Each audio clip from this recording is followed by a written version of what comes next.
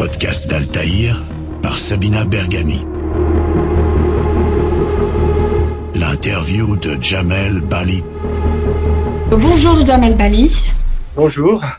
Je suis enchantée de faire votre connaissance. Je m'appelle Sabina Berghami. Je suis animatrice, conférencière et communicante. Vous êtes l'invité d'Altaïr Conférence en tant qu'aventurier écrivain, photo-reporter et aussi ciné-conférencier. Ça me fait très plaisir de vous rencontrer et j'aimerais aussi que le public d'Altaïr Conférence vous rencontre par ce biais-là aujourd'hui aussi. Est-ce que vous pouvez vous présenter s'il vous plaît? Eh bien oui, alors bonjour Sabina, alors je m'appelle Jamel Bali comme vous l'avez présenté et je suis conférencier pour Altaïr et à ma grande joie d'ailleurs puisque là on vient de terminer une saison dans le sud de la France. J'ai rencontré beaucoup de gens, donc le public d'Altaïr que je commence à connaître un petit peu maintenant.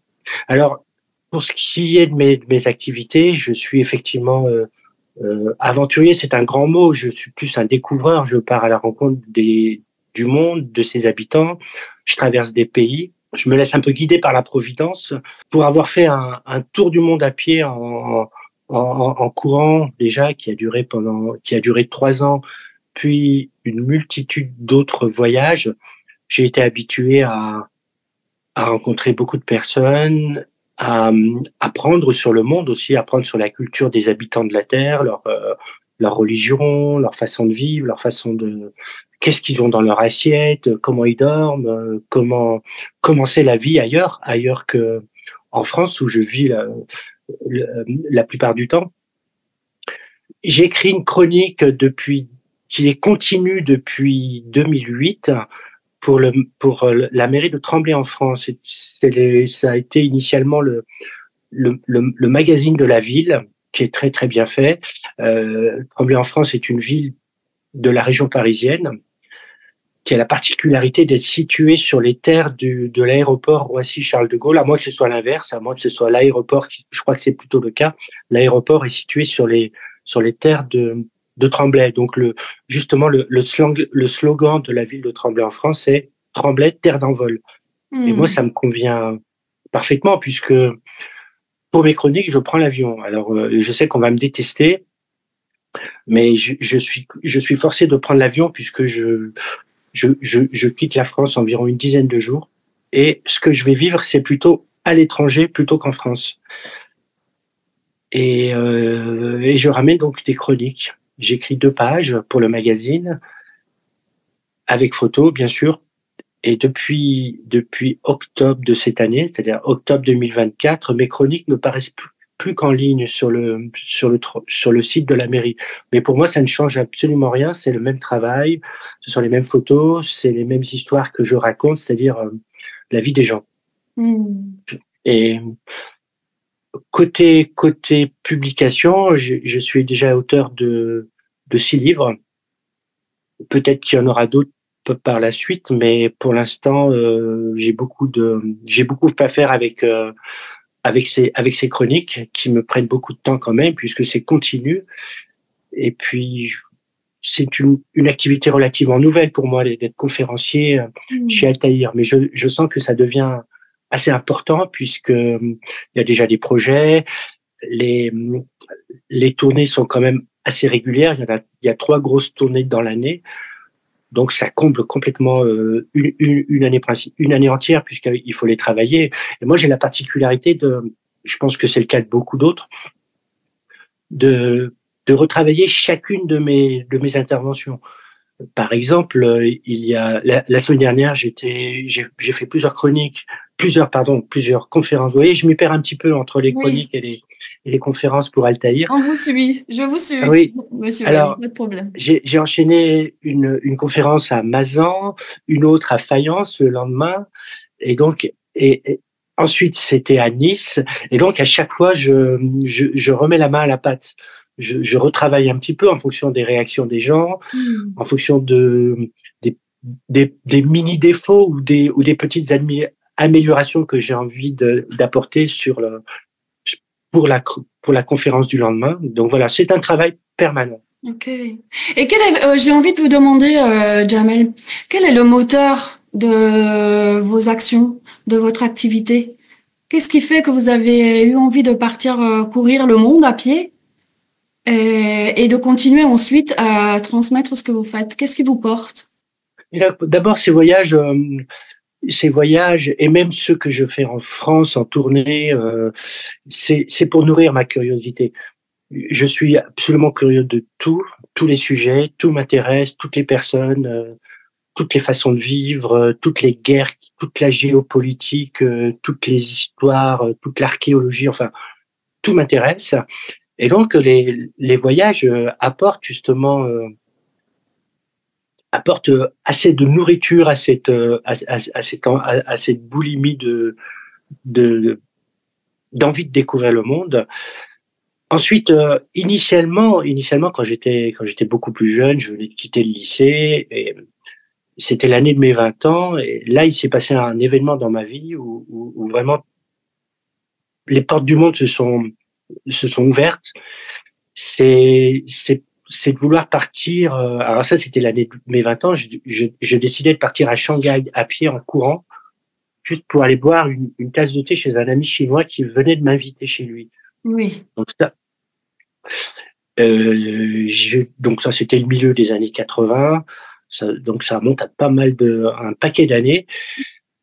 Et c'était suite à un accident de moto que j'ai eu, donc, et je cherchais ma route en quelque sorte. J'étais un jeune un peu dérouté. Psychiquement, rien n'allait bien puisque ce choc que j'ai reçu à la tête, donc triple fracture du front, de la tempe, du rocher, plusieurs semaines de coma. Et j'étais complètement largué, en quelque sorte. Et cette rencontre avec ce Chinois a été pour moi une rencontre providentielle. Ça a marqué tout le reste de ma vie. Je pars 2 ans plus tard finalement à Shanghai à pied en courant, avec très peu de moyens. Et finalement, tout s'est construit au fil du voyage, jour après jour, semaine après semaine. J'ai appris à me faire à cette route, enfin à prendre moi-même le gabarit qu'il me fallait pour la route, savoir faire face aux dangers, vaincre parce un peu que vous couriez tous les jours pratiquement. Oui, mais côté sportif, ça allait côté sportif puisque bon, quand on est marathonien, on arrive après. Moi, j'arrivais tout à fait à enchaîner des étapes de 60, 70 bornes, parfois plus dans la journée. J'avais passé pas mal de batteries de tests sportifs et médicaux avant de partir. Les médecins, dont certains que je connaissais très bien, qui m'avaient à la clinique des sports à Paris, m'avaient entre guillemets étudié avec des analyses de sang, des tests d'effort, et pour eux, c'était tout à fait possible. Vu le gabarit que j'avais, j'étais vraiment le marathonien. J'étais rapide, j'étais endurant. Mais après, la question, c'était de savoir si je pouvais le faire tous les jours sur la durée. Et il y avait un autre élément, c'est l'aventure elle-même que ce voyage impliquait, c'est-à-dire trouver un hébergement tous les soirs, être capable de porter un sac sur le dos, courir, dormir n'importe où, manger n'importe quoi, traverser les pays en guerre, des chaînes de montagnes, des déserts. Et il y a une question que j'avais envie de vous poser. Quand vous étiez par exemple à bout de souffle, ou alors dans une difficulté, ou alors il vous arrivait peut-être que vous en aviez marre de courir, je sais pas. Quelle était votre ressource en fait? Qu'est-ce qui faisait que vous redémarriez en fait? Ben, la motivation était toujours... ça s'est arrivé, si c'est arrivé effectivement.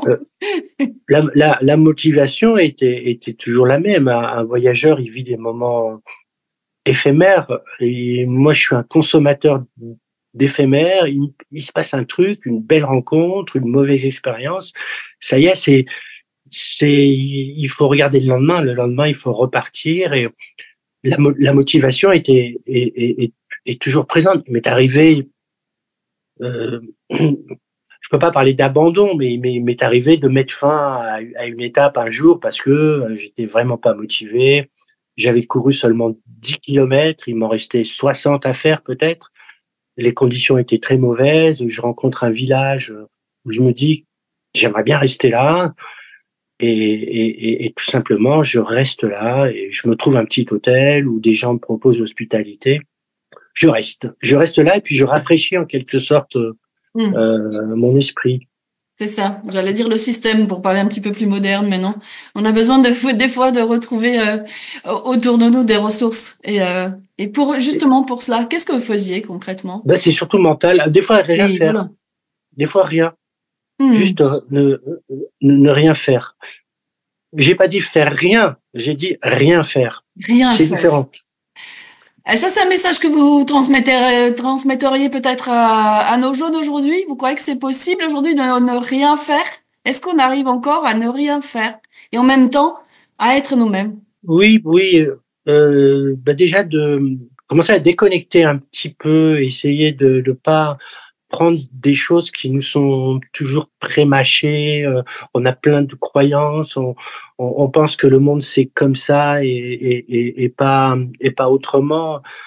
Il faut apprendre à réfléchir, à analyser un petit peu, à se dire qu'est-ce que moi je suis capable de faire, plutôt que de vouloir toujours euh, euh, copier. Il faut savoir aussi innover. Et c'est vrai que la vie est tellement plus belle quand on la vit soi-même, quand on arrête de regarder la télévision, de prendre des modèles, écouter la musique qu'il faut écouter, s'habiller comme il faut s'habiller, célébrer des fêtes que tout le monde célèbre. Par exemple, Halloween, c'est quoi le sens d'Halloween? Pourquoi est-ce que je vais fêter Halloween? Qu'est-ce que ça veut dire? Qu'est-ce que ça m'apporte? Est-ce que c'est quelque chose pour moi? Est-ce que ça me parle? Justement. Et ça me fait penser à Et les quelque exemples chose. sont malheureusement très très nombreux. Moi, je pense à une chose, un exemple qui peut paraître complètement saugrenu comme ça, mais rien, que- rien que l'expression, ne pas mettre la charrue avant les bœufs. Eh ben Oui, justement, moi j'ai appris une chose, c'est que il est plus intelligent justement de mettre d'abord la charrue et après les bœufs, parce que si vous mettez les bœufs avant la charrue, donc vous allez chercher les bœufs à l'étable, vous les mettez là, ensuite vous allez chercher la charrue et zut, les bœufs sont partis, enfin ils ont bougé. Non, vous mettez d'abord la charrue, ensuite vous allez chercher les bœufs. voilà. C'est une belle métaphore. Ça veut dire que vous êtes prêt pour partir pour de vrai. C'est ce que À j'entends. ma façon, à moi, oui, bien sûr. À ma façon. Aujourd'hui, en plus, je suis aussi très content d'avoir appris justement, appris le voyage avant l'Internet, avant Booking.com, avant Google Maps, enfin, avant Facebook, avant YouTube, avant tout ça, parce que j'ai appris comme beaucoup d'autres, bien sûr, j'ai appris à voyager sans tout ça.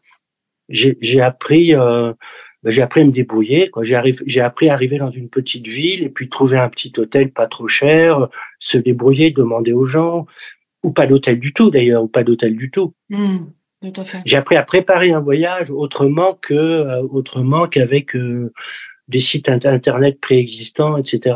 Bon. Tout à fait. Oui, c'était encore l'époque où effectivement on allait sur place et on découvrait aussi le monde par nous-mêmes. Oui, bien sûr, mais C'est un choix aujourd'hui aussi, effectivement, hein. On peut encore je le tiens à faire. dire quand même que je Oui. voyage moi-même avec un mini iPad parce que pour moi, c'est un élément devenu indispensable pour écrire mes chroniques. Mhm. Avec l'application Word dessus, je dois rendre des textes qui sont parfaitement calibrés, un nombre de signes déterminé. Donc, cet outil me sert complètement, mais ça veut pas dire que je m'en sers pour tout, même pour gérer mes rapports avec les autres sur la route. Oui. J'ai aussi un iPhone. Je possède également un iPhone parce que je trouve que c'est quand même assez formidable de pouvoir, quand on a besoin, pouvoir communiquer tout de suite, maintenant et tout de suite avec ceux qu'on laisse derrière, la famille par exemple. Évidemment, je pense à la famille, comme c'est mon cas. Parce que avant, il fallait aller à la poste, remplir remplir un formulaire en plusieurs exemplaires, donner son passeport, aller s'asseoir dans la salle d'attente de la poste, enfin dans le hall de la poste et attendre qu'on nous appelle pour aller à la cabine, Et ça, quand la appeler sur... connexion marchait. Et puis ça C'est un coûtait peu ça. et puis ça coûtait beaucoup d'argent et puis la communication était très mauvaise. Donc oui, vive WhatsApp. Oui, aujourd'hui, oui. Alors, pour revenir à vos chroniques, justement, et à vos récits de voyage que nous souhaitons, que Altaïr souhaite transmettre à son public exact, euh, aussi. Quelle est leur, on va dire, il y a une périodicité, c'est bien ça. Vous partez tous les mois. Comment vous choisissez par exemple vos sujets. Comment vous les organisez? Parce qu'il Bien, s'agit de voyage, ça, effectivement. Mais évidemment, c'est en fonction de mes goûts pour tel ou tel pays, mais ça devient de plus en plus difficile parce que j'ai largement dépassé les 200 pays parcourus. Il y a des pays qui me Félicitations, tiennent, d'ailleurs. il y a des pays qui me tiennent particulièrement à cœur, comme l'Inde, la Turquie, bien qu'ils soient pas forcément comparables au niveau culturel, bien sûr, mais même au niveau de l'hospitalité, ce que je vis en Turquie, ça sera pas comme en Inde, mais j'aime beaucoup ces pays. Et puis, ça peut être aussi en fonction de l'actualité. Il m'est arrivé d'aller dans des pays parce qu'il se passait quelque chose. Il y a quelques années, j'étais allé en Ukraine parce que il y avait une révolution en cours. Ça m'intéressait. Je suis allé aussi en Égypte à l'époque de la révolution. Il y a les pays que j'aime tout simplement parce que j'ai une périodicité avec ces pays. C'est bien l'Inde, justement. L'Inde, j'y étais il y a 2 mois. J'étais à Bombay. Il y a des pays que je ne connais toujours pas, donc j'y vais. Et puis j'essaye de pas aller dans les pays trop rapprochés dans le temps. C'est-à-dire si je vais en Thaïlande, ce mois-ci, je vais pas aller forcément en Birmanie le mois suivant parce que c'est trop proche, même au niveau culturel. Donc, j'essaie de varier aussi en fonction des continents. D'accord. Et puis, il y a les pays pour lesquels j'ai aucune accroche. Et c'est là où j'ai envie d'aller, justement, pour apprendre à aimer les pays que je ne connais pas. Qui vous attire pas, j'entends bien. Oui, A il y a priori, a priori. un pays comme l'Autriche, par exemple. C'est pas forcément un pays qui va m'attirer, mais pourquoi pas? J'y suis allé plusieurs fois parce que ces pays se trouvaient sur ma route et que quand je traversais le monde en courant, je suis allé en Autriche parce que l'Autriche c'était sur ma route. Mais sinon, ça va pas m'attirer plus que ça. Oui. Vous êtes attiré plus par les pays lointains, j'entends, ou c'est pas spécialement une raison? Non, pas forcément. Il y a des pays, en revanche, où je vais pas forcément aller parce que ce sont des îles, et moi, je suis plutôt attiré par les continents, justement, par les terres. L'Australie, par exemple? Non, pas l'Australie. L'Australie, vous êtes allé en Australie, vous avez traversé? Oui, j'ai déjà traversé l'Australie à pied en courant. C'était le Perth à Sydney. Ça fait quand même 5200 kilomètres.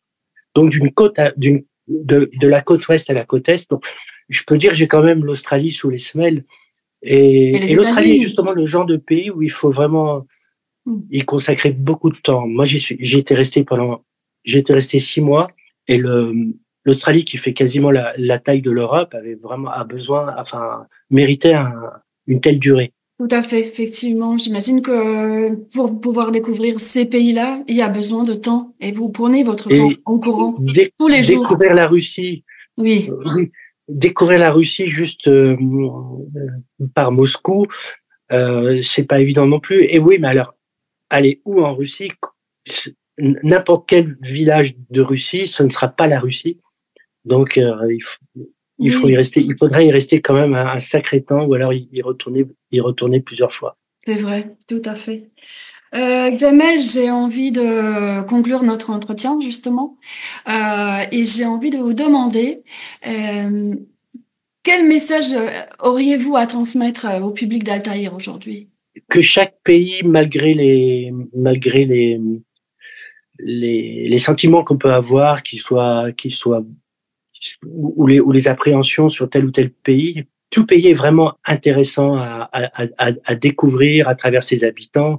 Et ce sont les habitants qui font le pays, ce sont pas, par exemple, les régimes politiques qui les gouvernent ou autres. On a souvent des préjugés sur tel ou tel pays, mais ils sont souvent, comme préjugés, justement, ce sont que des préjugés.